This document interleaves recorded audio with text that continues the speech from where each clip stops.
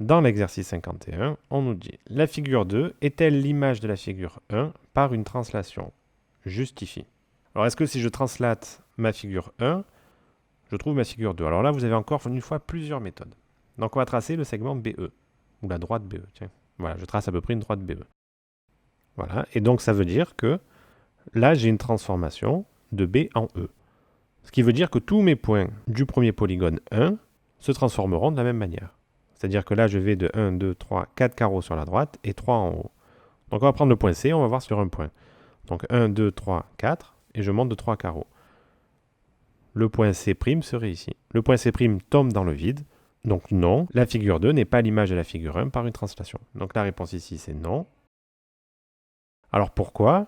Tout simplement parce qu'il n'y a pas de segments qui sont parallèles. Alors est-ce que la figure 2, alors dans le petit b, la figure 2 est-elle l'image de la figure 1 par une symétrie centrale? La réponse est non. Parce que la figure 2 ne s'obtient pas en faisant un demi-tour de la figure 1. Dans le petit c, on nous demande, peut-on passer de la figure 1 à la figure 2 en enchaînant plusieurs transformations géométriques? Si oui, propose un exemple et fais une figure. Donc ça, on peut le faire par une rotation, par exemple. Donc on va voir ça tout de suite. Donc le point B serait l'image du point E, donc on trace le segment BE. Et le point H serait l'image du point C. Donc on trace le segment CH. On trace les deux médiatrices. Donc celle-ci du segment CH, bon, qui passe par E forcément. Et l'autre ici, du segment BE. C'est approximatif, hein, évidemment. Donc une fois qu'on a trouvé ce point O là, plus correctement qu'ici, vous pouvez tracer votre figure.